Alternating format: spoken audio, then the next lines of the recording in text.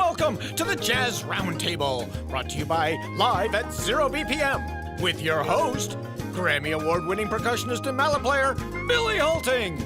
Tonight's guests, Gordon Goodwin, Bruce Lofgren, and Tom Kubis. If you care to donate, click on the donate/tip jar link in the description or on our website at live@0bpm.com/tip jar. You can also tip on Venmo at ZEROBPM. And now, let's get to the music with your host, Billy Holting. Hey, everybody out there in internet land. Welcome to another Jazz Roundtable. This is number 7. And I got to tell you, I spent all night last night redoing all the graphics, and I forgot to update the one that opened the show. I'm sorry to say Tom Kubis will not be here tonight. There's some Tom fans out there. Hopefully he'll be able to join us again. Something came up. He couldn't make it. But I hope to get him on the show down the road. So again, you know, we're live. We're completely tip-based. So if you want to send it a tip, I'll put it in the chat rooms. I will put it, and it's in the description of both on Facebook and YouTube, and I think on Twitch even if you're on Twitch. And also, we're going to show some videos and play some clips of audio. And I've already put the links to the full versions in the descriptions, both on YouTube and Facebook and Twitch. So immediately when you're done, if you want to go check out the full-length videos or hear the whole tunes or find out where you can download or buy some of these albums, it's already there for you. Normally I just put it in the show notes, but I wanted to get it ahead of time. So anyway, while you're out there, like and subscribe or follow or friend or whatever format you're looking at. But the likes really help push us up the list and other people can find us. But enough yapping away. Let's get the guys in here. Hey, Gordon. Hey, Bruce. How are you? Howdy. Hey, Billy. So glad you could join us. Now, I originally, I don't know how this came up, but I started getting onto themes for the shows, and I just thought one really interesting thing would be to have some big band composers on here to explain. Well, you guys are composers just generally, but you seem to have chosen as your personal expression the big band format, which is awesome. And I've been hearing for 40 years they're coming back, so I'm really excited about that. Is that right? But, you know, I want to dive in. And one thing we like to do on the show is I call it the origin stories. How did you get into music? How did you get into then composing? Why don't we start with you, Gordon? I got in when I was in kindergarten, actually. And Really? I was lucky. That early? I had a kindergarten teacher who, well, she saw that I didn't like doing my scales and my hand and exercises. And so she bribed me. And she bribed me with something I didn't know I wanted, which was she would say, if you do your scales, next week I'll let you write a song. Wow. I said, what is that? I'm in kindergarten, right? And she goes, you know, write a song. So do your scales. And next week, so I kind of did my scales. And then she goes, okay, now what we're going to do. And she wrote a little simple little left-hand melody. She goes, now you go home, put the right hand to it. So I did it. I just kind of, actually, I remember I harmonized it in thirds, and that was what I did. Kind of cheating, but I was in kindergarten, right? But then the next week she says, good, now next time I want you to write a march. And I said, well, what is a march? So she said, she played a little bit and explained it to me. So I went home and wrote 4 bars of a march. And the next week she goes, all right, now we're going to write a waltz. It's in 3/4 time, 3 beats to the measure. And she showed it to me. So I went home and wrote a crummy little waltz, right? Every week she had me create something at a really early age, which got that in my head that I guess people do this. People sit in front of a piano or whatever and make something out of nothing. So that led to 4th grade. I had a Tijuana brass band. I was a huge Herb Alpert fan. Had a little Tijuana brass band, but I just played his tunes. I bought a little Tijuana brass songbook and got, you know, kind of cajoled a lot of my friends to come over. We tried to play it. But it wasn't until 7th grade when I heard the music of Count Basie and specifically Sammy Nestico that I had that epiphany that I have to do this. Whatever this is, it felt like I belonged there.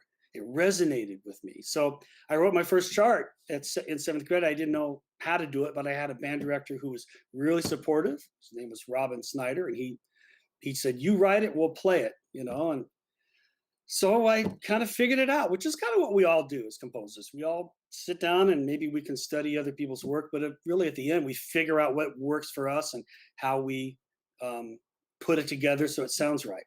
So that was the start. That's really interesting that you started that young, because a lot of people get into composing after they've been playing for years. Now, what instrument were you playing back then? But I was playing the piano. Okay. Yeah. And then clarinet in fourth grade and saxophone in seventh grade. So Did you, don't misunderstand. I was not a Buddy Mozart.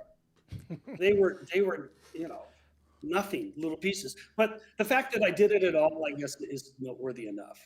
well, with anybody who writes, you start somewhere, and you didn't wait till you were 21 to write crappy little pieces. You just got them done when you were early. So Yeah. that's The awesome. crappy ones came much later. Do you still have any of those charts? I have them in storage somewhere. If I was organized enough to know where in storage, I could probably dig them out. But That's yeah, cool. I Now, think Bruce, I probably do have them. well, now, Gordon, when I knew went to Cal State Northridge a few years before I did, and I always thought of you as a sax player there.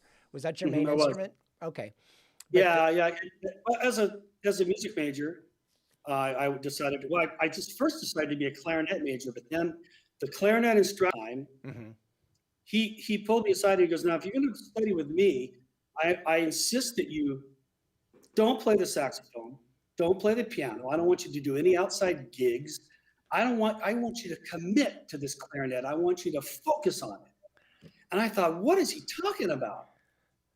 I went to Northridge to play in the jazz band there, right? And so I talked to my counselor. It was a man named Bob Delwart, a really nice man. And he said, "No, why are you clarinet major? You crazy?" He goes, "You got to study with Bill Calkins." Yeah. Bill Calkins is a sax teacher. He's also plays flute and clarinet. He's a session player back in a lot of session TV work in the 60s and 70s. He's your guy. So I changed majors and was able to eventually, probably 25 years after that, put that horrible black stick in the closet, never to be seen again. One of the great things, Bill Calkins was still around when I was there, and one of the cool things about Northridge is you had like cats, like players and cats back in the day were teaching there. I mean, I studied with Jerry Steinholtz, the percussion teacher. Jerry, and they're right. just, they were cool. They were just the real live embodiment of cool, and they were great. And now, did you say that Bob Delwart was your counselor? He was, yeah. He was mine also. What an amazing He was. guy. And it's kind of interesting how life works because Bob, kind of saved me when I was just trying to get a handle on what college was like. And shortly after that, I started to give saxophone lessons to his daughter, Janine, Right. who grows up to get her teaching credential and teaches my kids Oh, in, wow. in grade school band. That's So crazy. there it is. Yeah. Okay. Well, Bruce, what about you? How did you get it? Well, you started out as a guitar player, right? Right. Yeah, I was 13 or so, and listening to Chuck Berry and listening to Billy Butler from that great honky tonk record that the Bill Doggett trio, which was a great organ trio in New York, played, and I turned I had a record player that played at 78, 45, 33, and this is the cool part, 16. 16 is exactly pretty much about half 33. So I could take a Chuck Berry album and turn it down to 16. The notes were half as fast, but in the same key he was playing. So that's how I started out playing. I was studying with a guitar teacher at the same time, but I spent a lot of my time listening to records, blues records, rock records. And then I had my first group after a couple of years. It was guitar, bass, piano, drums, and two saxes, alto and tenor. And those two guys kind of made up their own parts. I had no idea what to do for them. Mm-hmm. But within a couple of years after that, actually it was a little bit more than that, and I was in college. I was the band leader of a 5-piece band at a place called St. Michael's Alley 2 nights a week. And it was my job to put the horn parts together. That's where I really started asking about transpositions and stuff, and because I had been studying the guitar and knew enough about writing music to write the lines for them, and then now I knew how to transpose. And around that time, I got a gig playing with a 10-piece band with 6 horns. And the arranger was Butch Nordahl, who is a pretty well-known guy, beautiful guy. His real name is Marius Nordahl. He's from Seattle. Yeah. Yeah. But he went off to North Texas and actually played with the 1 O'Clock Band and recorded some of his stuff there. But when he left for North Texas, he kind of turned over the 10-piece band to me for me to do charts with. Now, I had you did about 50 charts for them in the 2 years before I moved to L.A. Had you been experimenting with writing for that band before that, or was it No. just like, hey, Bruce, do this? And the next I day just seemed to know how to do it, and I would, try voicings and learn which ones didn't work, and then stuff like that. But I never went to music school, at least until I went. I would take like a community college 3-month course in, conducting or maybe a big band. I took one from a guy named Ralph Mutzler, who was from Indiana, a composer from the 1950s that was big and important educator. I took a arranging class for him that lasted for 1 or 2 quarters at. But now, when you moved to L.A., Yes, sir. you started. You met Dr. Albert Harris. I did. I immediately signed up for private orchestration lessons with him. And he had me basically for the first 6 months or so doing either expansions or contractions of he would give me a piano piece, like a two-line piano piece, and have me orchestrate it for a big group, or he'd set the instrumentation for the group and he'd want me to orchestrate it for a bigger group. And then he would give me a piece that was already orchestrated and have me do a reduction. So just to piano, and that's one of the things we did. And then he would give me cue sheets from stuff that he had done, either ghosted or outright written for TV shows. And the cue sheets would describe the action on the screen, and there would be critical timings on it. It would say 5.43 seconds, the wife slaps the husband or something like that, And so you'd have a 2-minute cue there that you had to create an underscore for and hit those marks. And so that's how I learned about finding tempos that would hit all of the spots that were there or close to it, Now, at that Hey, time, Bruce, could Yes, I jump sir. in real quick? Jump in. Because I studied with Albert Harris as well. And I had a very different experience from what you described, because I went to him and I said, I'm feeling like when I'm writing for orchestral instruments, it's not authentic. Like if I'm writing for the violin or something, it doesn't feel violinistic. It feels like it's a piano line and he's just kind of playing it, but it doesn't have that. He goes, well, Goodwin, that's because you're writing for the piano. You're not writing for the violin. So here's what you need to do. So he got a big piece of orchestral score paper. He goes, all right, the top 2 lines are strings. These 2 lines are brass. These 2 lines are woodwinds.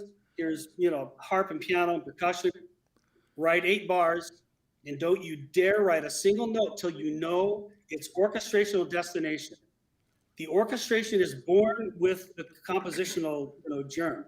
Go. And I was just used to sitting at the piano and fumbling around and trying to find a little chord structure or a melody and assigning it to instruments. And it was such an epiphany that he provided for me. It was really hard. I had to kind of retrain my head. Does that sound at all familiar to you? Yes, I just loved Albert. I was sorry when he moved away to not Australia, New Zealand with his new wife. And actually, his first wife died right there in the house and passed away while he was next to her. And so it was right after that I spent about 2 years with him. But yes, that is very similar. In fact, he would often criticize, instrument choices that I made in that way. And all my life as a writer, I've run into people that have looked at my stuff, and one very, very, very good woodwind player who also was a marvelous piano player. But he sent me a British score from a piano piece from the 1920s A fellow named Mayeral was his last name, a great piano player, and he used to play in the English theater during the 20s. But he sent me this piece through the email, and I orchestrated it because I loved the piece so much. And I showed the orchestration to him, and I was I was thinking he was going to slap me on the back and say, "Good job." But he said, "I can see that you've never played a woodwind, have you?" Yeah, so we get those things all the time, lessons from people that know better. Well, that's a good question for me to ask now is like, how do you then, without playing a woodwind, Bruce, or Gordon, without playing the violin, how do you then learn to write better for it? I find that I have to hold it. I know I can't play it. I remember I sat down with a harpist and I said, "Show me how this damn thing works." And so she showed me how the pedals worked and how what she had to do mechanically to play, especially chromaticism, And so just sitting there and getting my hands on it made a big difference. But really, it's a lot of listening and a lot of study. And for me, big band instruments I was around them my whole life since 7th grade. So, and I can play a trumpet. I can kind of get around on a little bit, and trombone a little bit. So, Wow. but some of the more exotic ones still remain a little bit elusive for me sometimes. But I don't know. We're all on the continuum somewhere. We're always learning more about what we're doing, and maybe you won't ever get all of it. But and you here's, keep here's pushing at it. a question for orchestrating nowadays, because everything is in the box. I mean, we've got oboes and violins and everything. Do you think that having access to that actually helps you learn what sounds better and works better on an instrument, or is it just too keyboard-like where it doesn't really give you an honest clue as to what that instrument can do? Well, I think Gordon's example of the harp is a good example, because unless you have an idea of how those 7 pedals work, you have no way of really writing something that's playable on the harp unless you know. And sometimes with all of the possibilities for notes being notated in different ways, there's certain ways that make a lot of sense on the harp and other ways that don't.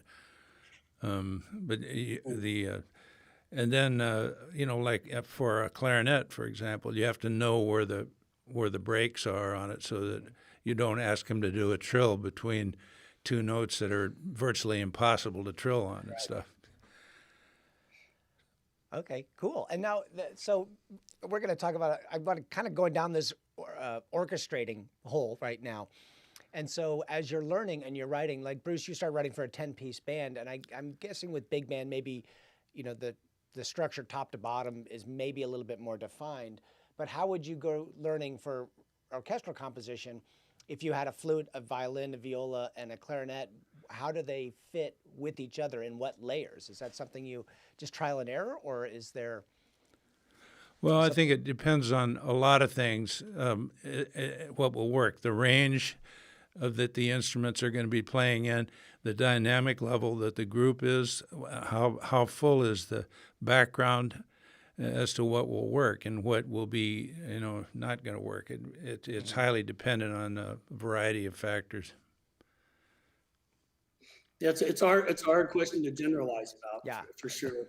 It depends a lot on the context. But the more you listen to those instruments, and then you add things to your bag of tricks. And really, the orchestra has been around for hundreds of years, so it's evolved in a certain way. And there are things that we know work really well. There's combinations that blend really well, and those that don't blend as well. But here's an interesting thing that I would bring up is that the Big Fat Band has done a couple of immersive audio projects.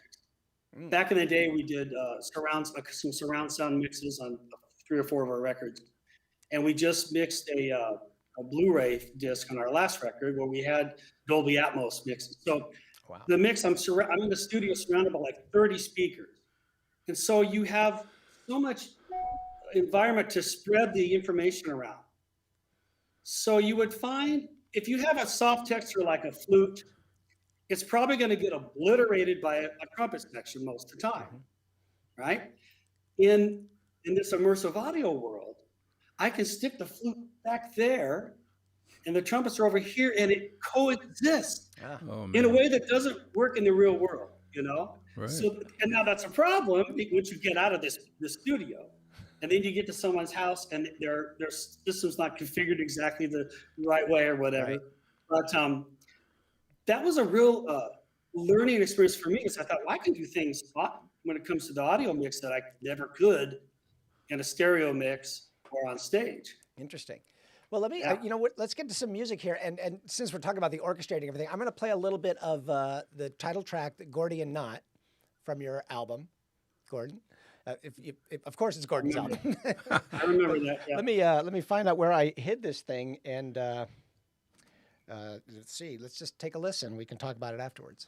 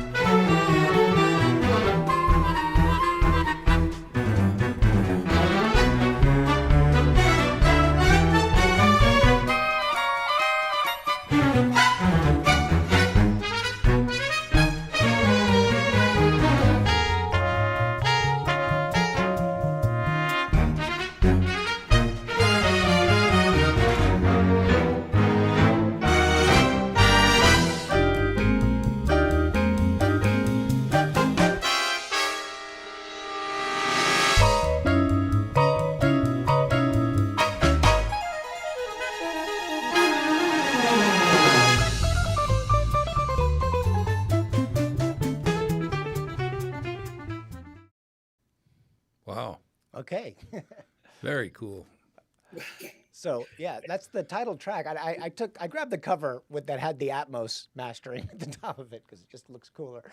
But that piece goes on, and again, the links are in the descriptions, both on YouTube, Facebook, and I believe I put it in Twitch as well. So if you want to listen to the whole track, you can do that there. But this is on your Big Fat Band album, and it's kind of the one It's an outlier. Yeah. Yeah. It is. Boy, that has a lot of sounds that are surprising, coming from a big group. Like big band instrumentation. I think there must have been some electronic doubling of things in there, here and there, right? Yeah. Well, we put a string section on it, and but we did also put accordion, harpsichord. Forget the top of my head, vibes. Yeah. Timpani, xylophone. So we kind of made it a little orchestral. And as the tune goes on, the jazz kind of starts to creep in and assert itself a little bit more from the kind of more through composed, That's really opening. remarkable. Thank you. Yeah, it was really. I'm lucky that I got guys in this band who can play that stuff. They can play kind of classical trumpet. Saxophone players can play the woodwinds, and with some authenticity. But then when it's time to swing, I can get them back on those horns, and they can do that as well. Really clean. Yeah. Yeah, that's kind of a commitment they made.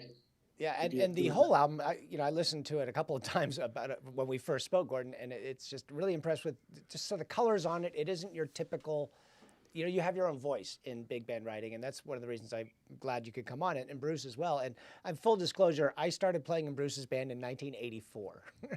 So I've been, and we've actually recorded a couple of his albums here, and I've mixed them, and it's been a real pleasure.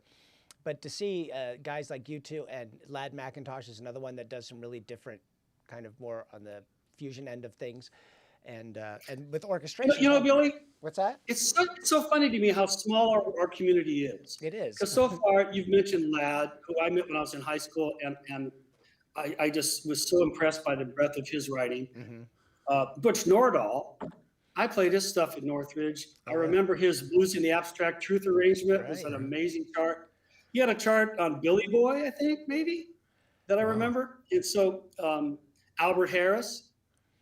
We're coming to all these various points of connection. So it is kind of a intimate community when you're talking about this kind of music. Well, it's funny. Like, there used to be a time in LA where if there was a vibe player in the band, it was me, and I was playing with 5 or 6 different bands at the same time. And I was surprised how many had the same trumpet player, same sax player, same trumpet, same guys did a lot of the same stuff.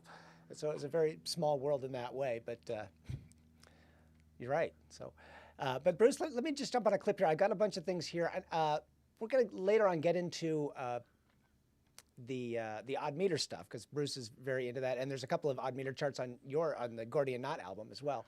But this is a piece called "The String Theory" from your Redshift album, Bruce, and I really like this one because of the colors in it. And let's see which part of the song I took.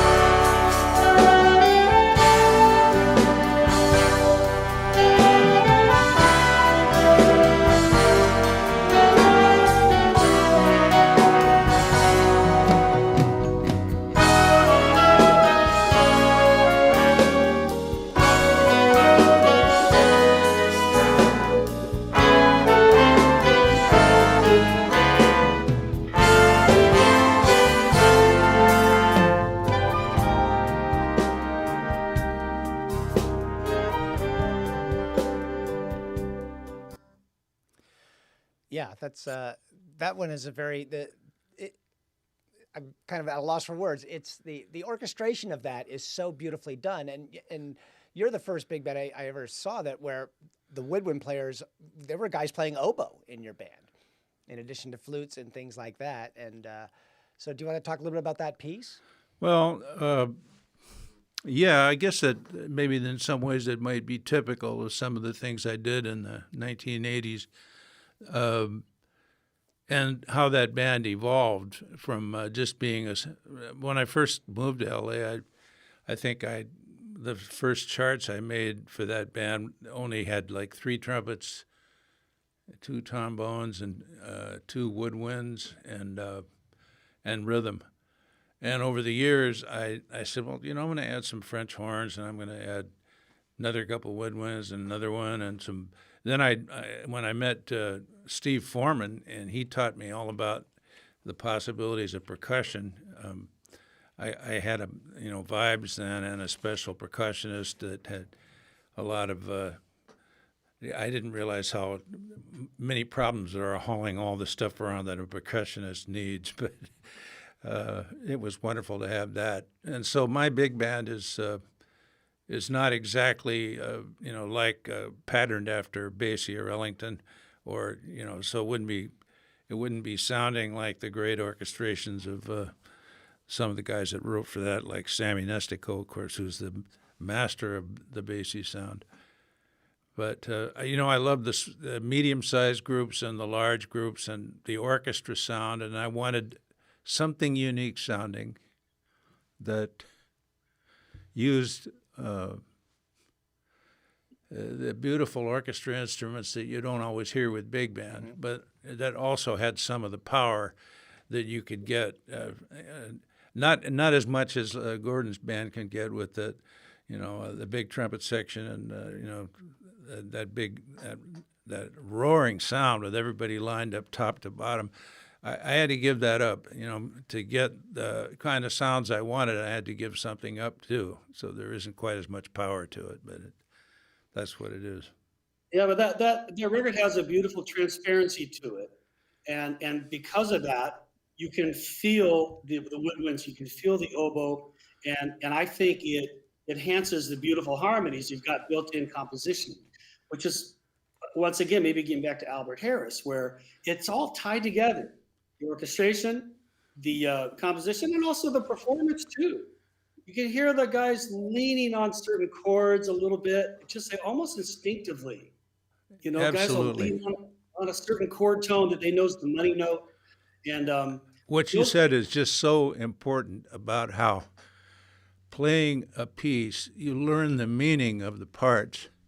And so certain notes you're going to emphasize and others you maybe, blend more with or something. And man, I love that about the great sidemen we have in L.A. How they can immediately learn the meaning of their parts from just playing it a couple of times and know how to interpret it. Yeah. You don't often really talk about it. You don't really say, you pull that note back a little bit. They just know. And especially if you have guys without ego, where they're willing to be a member of the team and have it ebb and flow as the music demands, then you got something. Absolutely. Yeah, that is one of the great things about playing around here in LA is there's no shortage of like amazing cats. But again, going back to like Bruce, I think was it Glenn Garrett plays alto, but he brings a piccolo and a flute and an oboe and an English horn and all this, and then it's great. The orchestrations are fantastic, but. Okay, let's move a little bit of this. I'm going to talk about just arranging. And I've got a clip from Gordon and one from Bruce of non-original tunes. But this first one is Summertime, Gordon, the video you sent me. Yeah, who is singing on this track? Her name is Vanjie Gunn. Okay. And I've known Vanjie for 10 years as a session singer, kind of a pop singer. And then we needed someone to start doing some gigs with the band, and I saw her stylistic range. Never really heard her sing jazz. She's kind of a pop or R&B based singer, but has a great understanding of jazz and also of inhabiting the song and selling it and committing to it, as maybe you'll see on the video. Yeah, and okay, let me find that up here. Here we go.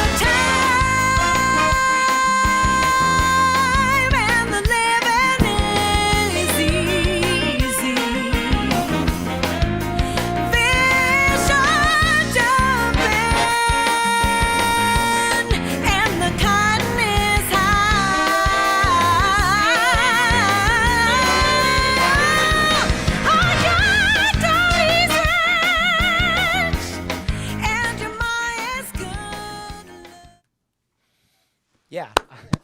Great. I'm trying to remember why I started halfway through the piano solo. I think I wanted to show some of that, but I also wanted people to hear the backgrounds that you have in there. And this is a typical big band thing where the soloist is playing and there's background accompaniment parts. And very often that might lead to a shout chorus and then the head comes back in.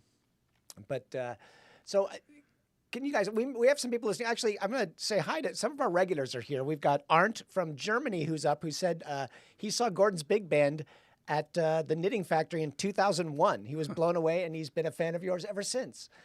Arndt is we had barely started in 2001. He is our regular from Germany, comes to a lot of the shows. He gets up early in the morning to go to work, and he can see that. Oh, But yeah. also, our good friend Teresa is here. Diana. Diana was a cellist back at college and knows Bruce. And Neil is here. And also Doug, my buddy from Australia, is up watching. And Teresa from Vegas. And Elizabeth, who is a student of Dr. Chan's. Dr. Chan sends his students to our show because they have to write reports on jazz. And since everything's closed, they've been coming to our shows. It's always great to see Dr. Chan's students out there. So I just wanted to say hi to those people. Oh, and Andre did say he's really enjoying the conversation. He's a guitar player here in Los Angeles. So kind of fun to get a mixed crowd. I hope you're learning something about big band. But if we could talk for a second, let's say people don't, they listen to jazz or listen to big band or whatever, but they may not. Is there something we can teach them about the structure of big band charts that might enhance the next time they listen to something? I guess that's an open question. When I studied with, I took a big band arranging class with Lad McIntosh, and he had us starting out with sonata form. You know, he would have the melody, then the variation is the solo sections, then a shout chorus, and then recapitulation and the head. And I don't know if that's probably overgeneralizing, but I just want to know if you guys had any little tips on listening and what's going on. You want to take that, Bruce? Actually, I was hoping you might, but it's a really good question. Yeah. And I wanted to kind of think about it for a second, but go ahead. I would just say that what Lad had you do is a good way to start off. I think you have to start off like a lot of players do by imitating things that they like. Right. And learning about, okay, how did he get that sound and how did he... So I think it's the same thing with writing. And so you do find that there are more predictable formulas that you can use to construct a chart. But after you've done it about 100 times, if you're desirous of growing as a composer and as a musician, your guts are kind of push you to try, what next? What can I do this, but not this? And then the other thing that factors in sometimes is economics, because if I'm hired to write a chart for a film or even a commission for somebody, they might have a specific goal for that chart, where they want it in their set. They might have heard something else I wrote that they want me to emulate. And so then you're kind of trying to skin the cat in a similar way, but different. And so your craft really comes into play. And I've worked really hard on the craft of arranging so that if I'm not inspired, it's still going to be okay. Mm-hmm.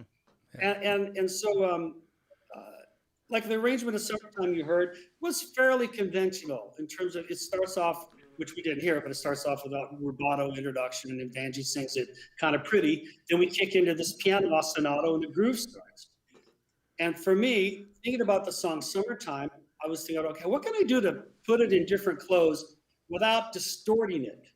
Because the song is perfect. Mm-hmm.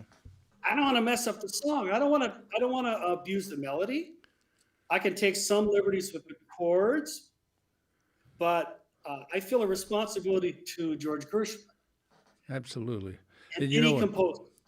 I would, if you don't mind my cutting in, I really thought that you did a great job of kind of saving the vocal for, halfway into the piece.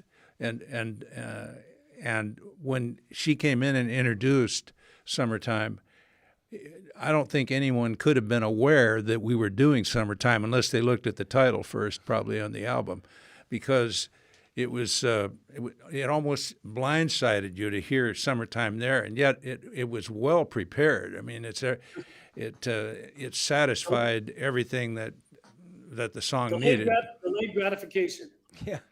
Yeah, absolutely. Cool. Well, then let's jump over. We're talking about arranging things. This is, Bruce, this is your version of All Blues from your album Blues and Other Passions.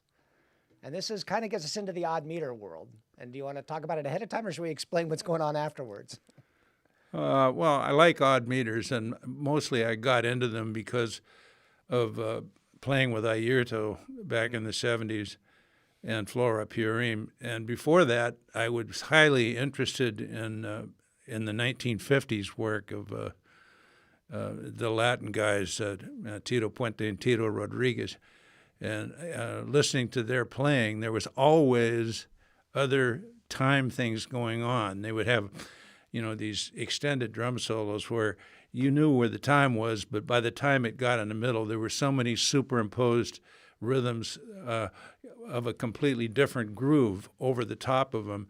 I found that just fascinating. And so when I played with Airto, and of course he did a lot of stuff in 7, I started writing some pieces in 7, and then I did some in 13, one in 9, and one in 5 that's actually in 1. The 5 is so fast. We're going to play that a little bit down the road, but let me go into this. And just so you know, this is all blues. This is still in 12. It's just permutated a little bit differently. And I let's see if this might have been the one that I kind of fade out and come in again later on. Let's just see what I did here.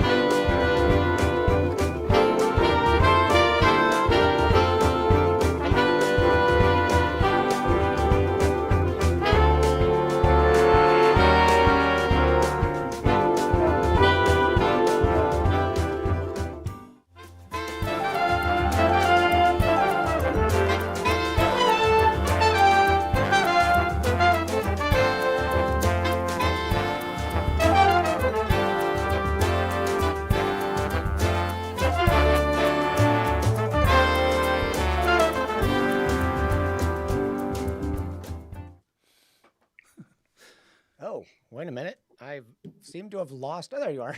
Here we go. Little technical thing there. Yeah. So that's the old Emil Richards version of All Blues that we did an amazing arrangement of it. And you can hear the different colors and everything. That's what I'm talking about. So what Bruce did there, he takes the song we all know. Mm-hmm. The melody is more or less as we understand it, which gives it great balance because rhythmically, he's got a lot of sleight of hand going on rhythmically, which keeps you kind of on your toes. So we have the security of the melody that we know to balance off the way that he was able to color the song in a different, unique manner.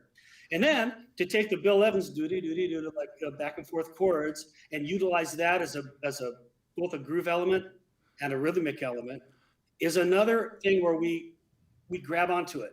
Oh yeah, I know that thing, I forgot about that. That was Bill Evans playing that little slow trill thing. And you're right. I forgot all about that. Well, it reminds me. I heard somebody talking about. I think they were talking about technology or something, but it actually really applies to music. He said, if you're going to do something unique, make it familiar, and if you're going to do something familiar, make it unique.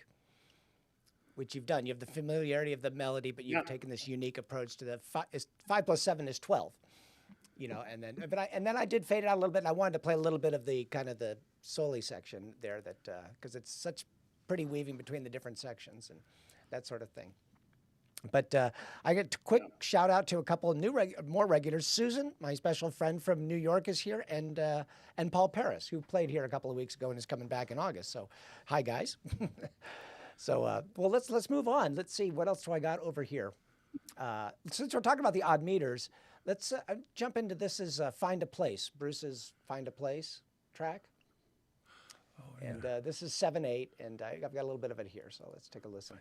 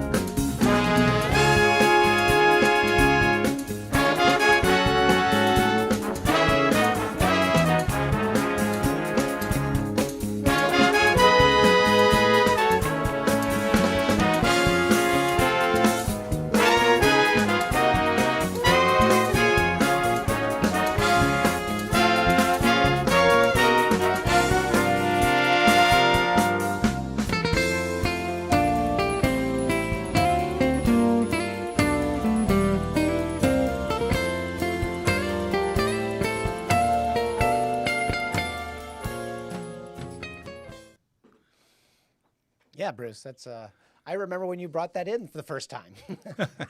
That title, by the way, was you said it was "Find a Place." That was Oh, on one of the records as a vocal, but that one is called "Some Place I've Never Been." that's right. Sorry. Sorry to correct you. No, that's okay. Now they know what to go find when they go look for the album. But and now you got into your odd meters because of Airto and Flora and more like that. But not a ton of guys do that with the big band that I've known. Well, I guess Don Ellis, but Absolutely, but, Don did a lot of that. and okay, well let's go on. And now, Gordon, I think the first track on your Gordian Knot album is an odd meter, isn't it? It's the first one or the second one? One of the tracks. There's a track called "Kneel Before Zod," Mm-hmm. which is a Superman reference. That's in 7. I got into 7 doing a lot of film scoring work, and I was working with a composer who was comfortable in 7. For me, 7 is as comfortable as 4/4. I mean, I'm definitely it's pretty natural feeling. But I also had an experience with Hank Levy when I was a little kid. I mean, I went to the Stan Kenton summer jazz camp, and they had it at the University of Redlands. You might remember they recorded a record at Live at Redlands with the Kenton band. And I'm in, I think I'm a freshman in high school. I'm sitting in the front row. There's pictures. You can see me this far away from the Kenton band, just soaking it up. And I got to hang a little bit with Hank Levy, and they were playing a lot of Hank charts at that time. Matter of fact, they had a composition contest at the camp that week, and the winning composer got to go up and conduct the Kenton band, so they picked my chart. So I got to go up there and have them sight read a chart that I wrote, and I mean it was life changing. But here's what's really cool: about 5 years ago, I get a package in the mail, and there's a note from somebody, handwritten note that says, "Thought you'd like a little glimpse into your past," and there's a CD. So I open it up and I put it in, and I hear Stan Kenton introducing me, my ninth grade year old self. Oh man! Wow. And I hear myself go up there and talk with Stan a little bit. He's joking around, and then I get up and I conduct this piece. And I had not thought or heard about it, for decades. And somebody was out in the audience with a little reel-to-reel recorder. Wow. Oh man! And made a CD and sent it to me out of the blue. That's great. That's very So cool. amazing.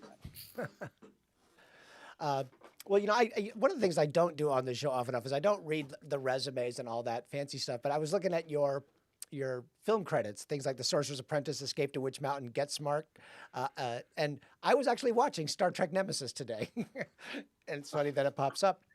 But I worked on the Star Trek movie that killed the franchise for about a decade. It's not their best.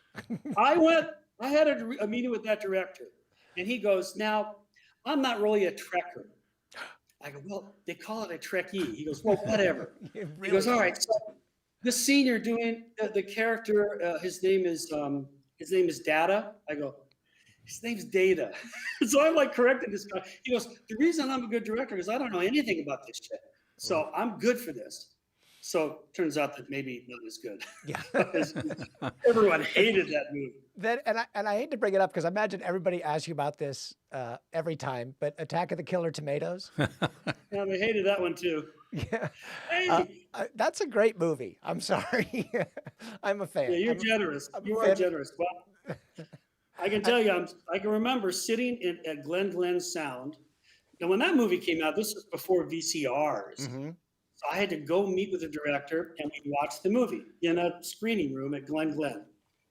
After about 15 minutes, I'm realizing, oh man, I'm not laughing. Oh man, I got to start laughing because he's looking at me, and it was so horrible that I'd be way better at it now. But I was just out of college, and I got this big fell on my lap, and I didn't know how to score a movie.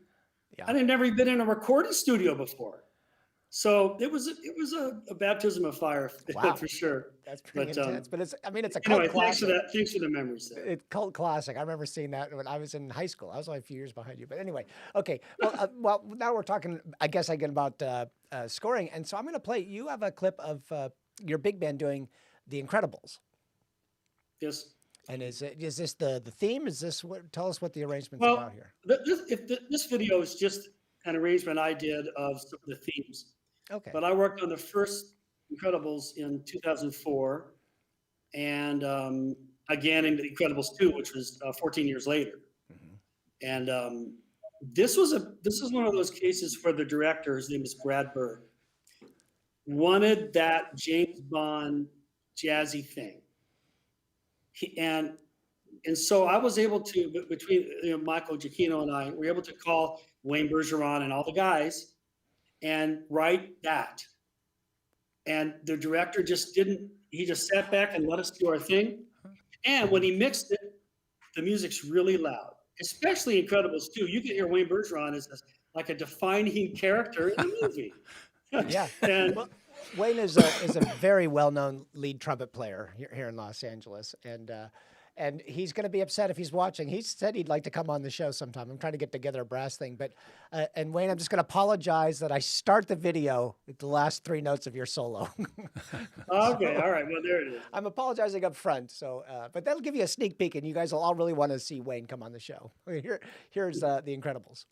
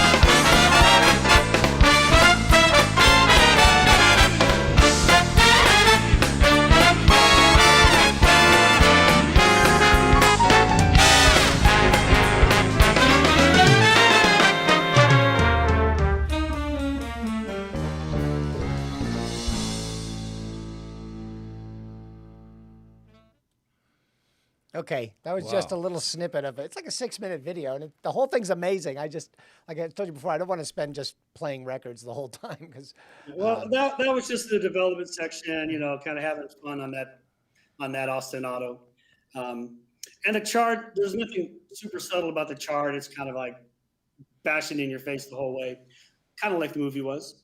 Yeah, the movies, everything great. Pixar does, they kind of hit it out of the park with the story and everything. And those movies are no exception. They're just great. And the music really does fit. Interesting, we had, the music is so serious. And even though it's kind of a comedy, Ron Jones, the composer, was on a couple of weeks ago. And he said when he was doing DuckTales, he says, what these little kids are watching it, but when you're a little kid, you don't think you're a stupid kid. You think you're serious. So it's just along those lines. It's like it's a serious movie score because the Incredibles are serious about what they're doing. So you have to take it serious. Yeah, in the scoring. Yeah, for sure. That's great. I'm trying to think. We got I have one more clip for each of you. Let's go to Bruce's. This is Redshift. This is the title track from Redshift, and this is in 5/8 or 5/16, but it's really more of a 1 feel. Right, Bruce? That's right. It's actually in 5/8, but it's in 1, and each bar it kind of ends up sounding a bit like the blues when you get used to the groove of it after 20 bars or so. You forget about the fact that it's in 5, and it feels a little bit like the blues. which is really apparent. I don't have any of it in here, but when you get to the solo section, the chord changes are very much like the blues, but in 5/8. So let's take a listen here.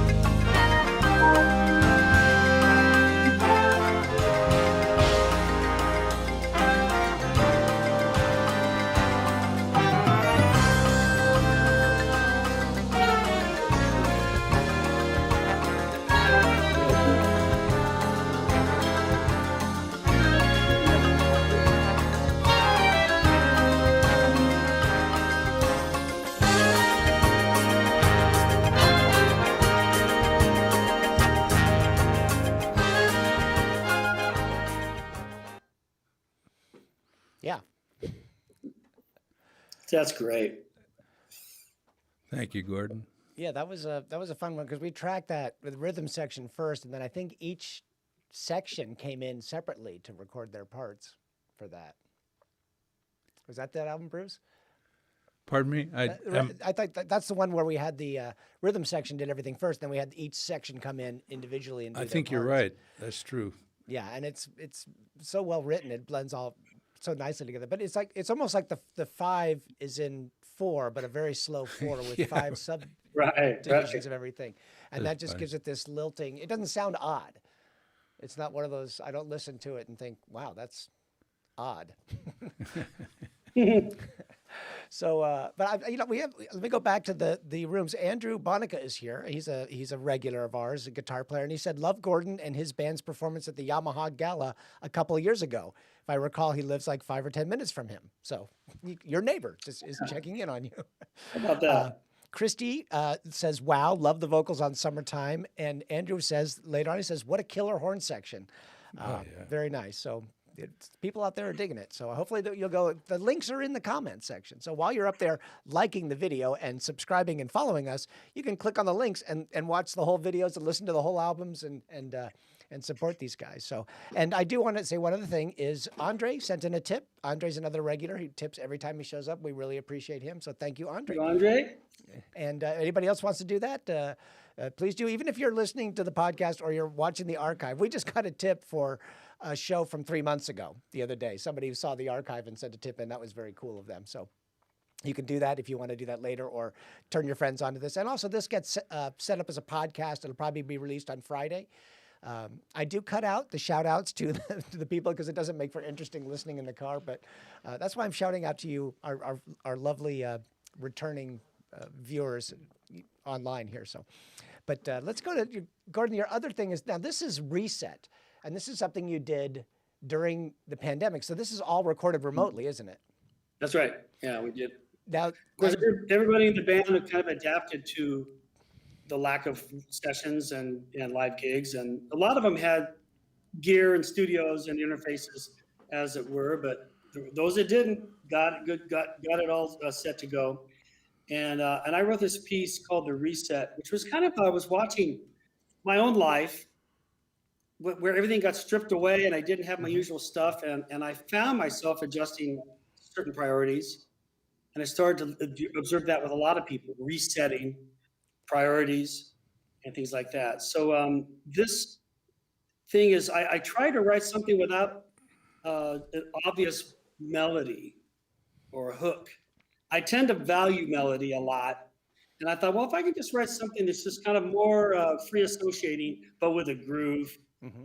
It's got a bunch of guitar on it. It does have programming. It's got drum loops and different things.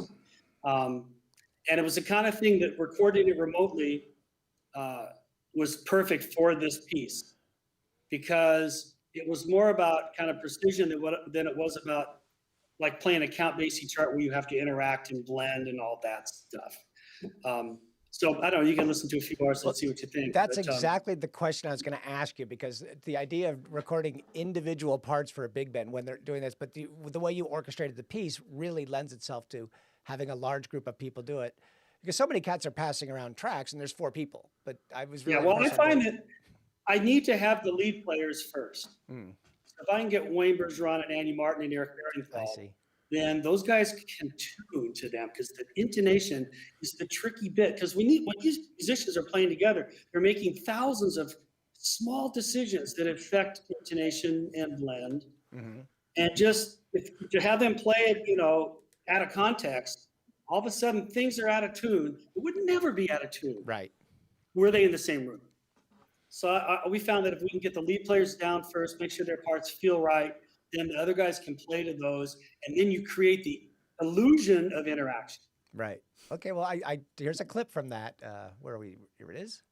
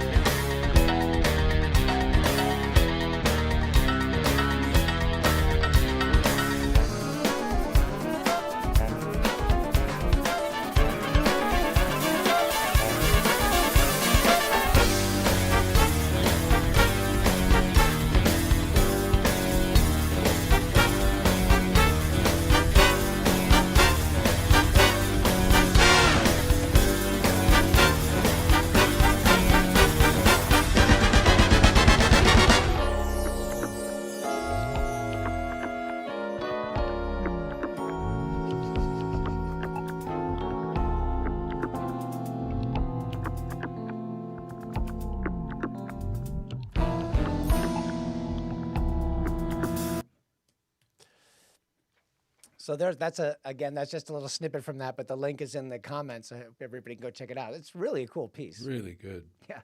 And I can hear, after just mentioning that, as long as you do the lead players first, then you can really hear how the sections could get the phrasing and everything from that lead player. Yeah. Well, I think that this kind of remote recording is not going anywhere. Yeah. I did some teaching over this pandemic, and I had a band of kids. And because geography was no longer an issue, I had kids from Japan in the band. Yeah. I had 6 kids from Australia. I had kids from the UK and all of the United States. We never would have been able to play together were it not the fact that we use technology in order to do it. Now, we can't really play together over the internet, but we can talk about the music. I can kind of have each kid play something. Then they record their parts, send them to me. I make my notes. They redo them again. And eventually we have a cohesive thing. And so basically our performance becomes the YouTube premiere, as opposed to these kids playing, in their auditorium at their school, which they couldn't do last year. So it was fascinating, but I found myself talking to these kids about technology and how to mic yourself and how to shoot video of yourself so it looks decent and things like that. Well, actually, the kids are kind of intuitive about some of that stuff. No, I get a lot of calls from guys that ask about helping set up their home recording stuff, and also people asking me video questions and streaming questions and stuff. And I think you're right. The younger kids seem to know what a shot should look like. And some other people, it's like, oh, wow, I wish you hadn't shot it like that. But it's a learning process, and I think we're all going to be even better at it in another year. So it's great to see. Gordon, when you were doing that brass part with short notes, bop, bop, bop, bop, bop, bop, bop, bop, bop. I thought you were going to do T for 2 there. It is a little T for 2-ish, but really it's supposed to be just 2 dot, 3 notes that just kind of are random. And I don't know about how it sounds on your end. It's kind of phasey and weird on my end. So you can't even hear the kind of distance in the voicings and all that stuff. But nonetheless, it gets pretty crazy from where you started it as it goes through. I don't know, 6 or Oh, I 7 loved minutes. it. Sounds Here's the other great. thing I did, by the way. I have 6 different mixes with 6 different soloists. So when we release, we're going to do a digital release, and they'll have like basically to hear a trumpet solo, a sax solo, trombone solo, guitar solo, kind of whatever they want, which is another thing that this technology allows. If you got 2 drummers in your band, well, then you do 2 mixes, and one drummer plays on one mix, the other plays on the other mix. So anyway, thank you for playing it. Yeah, no, and just it does get broadcast in stereo over the interwebs. Our connection tonight is mono between all of us, so sometimes the phasing is weird, but the people out there are hearing it in stereo. So, well, I guess we've kind of run through a lot of the topics we had talked about already. So, do you guys have any parting comments? Any composers' words of wisdom for people out there? Well, work on your ear. That's the most important thing. More important than even mastering your instrument and playing in great time is to develop your ear. And it isn't a thing that happens overnight. You just have to work on it and keep at it.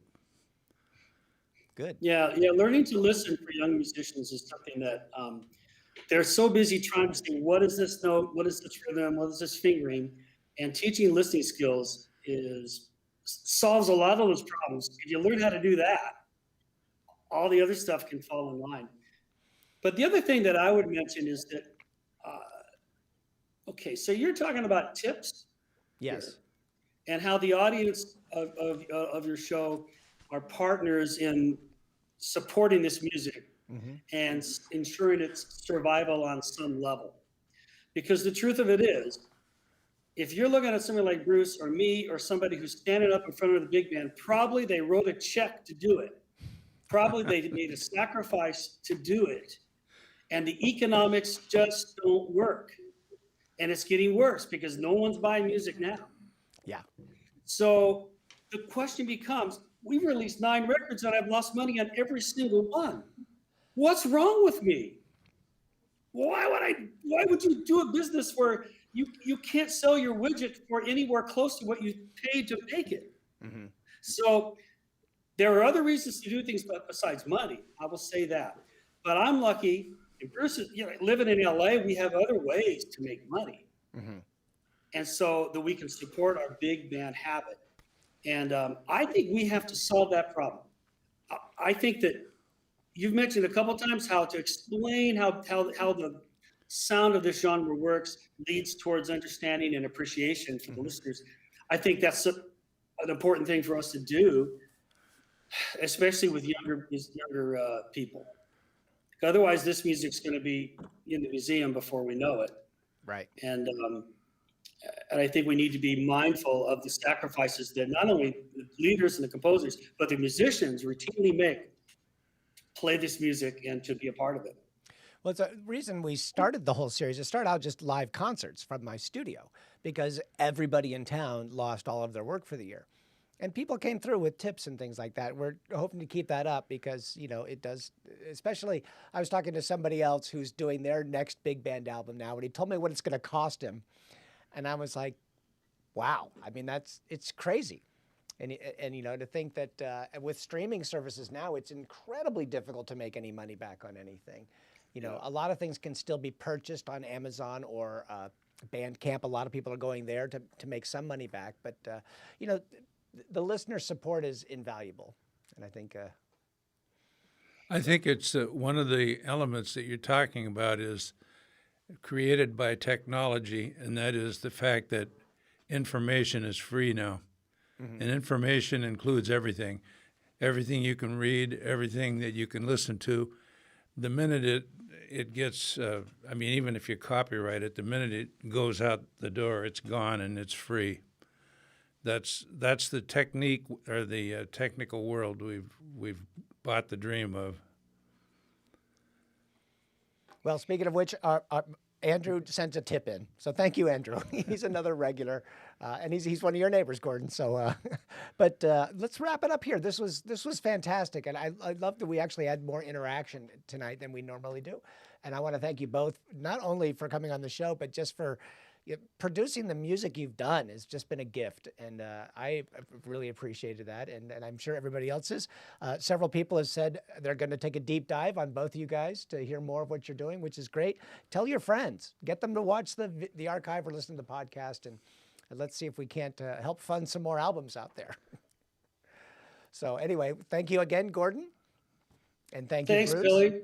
And thank you, Bruce. We'll see do you. We'll nice seeing you. Down the Thank road. you, Now, Billy. I'm going to play the outro, and I want you all to sit and watch it because I spend a ton of money on this voiceover guy. So anyway, we'll see you. Oh, but actually, before we leave, go to the website. That was such a great thing to end on. I don't want to go through the commercial, but we've got live Latin jazz band this Thursday, and get on our mailing list, do that sort of thing, because we do live jazz every Thursday, and then 2 or 3 Tuesdays a month I do the Jazz Roundtable Talk Show. So we'll see you guys all out there, and here is this week's closing video. Thanks for joining us at Live at 0 BPM. These videos will be archived on YouTube and Facebook, so tell your friends. These Jazz Roundtable shows will also be released as a podcast, so please subscribe. Coming up on Thursday, June 3rd, it's Congamas featuring Christian Moraga, Enzo Villaparedes, Fermin Cifontes, and Renee Camacho. Showtime, 7 to 8 p.m. Pacific. And as always, it's free, though donations are very appreciated. Go to live@0bpm.com for details and to sign up for our mailing list. Also, find us on Facebook, Twitter, and Instagram. See you soon.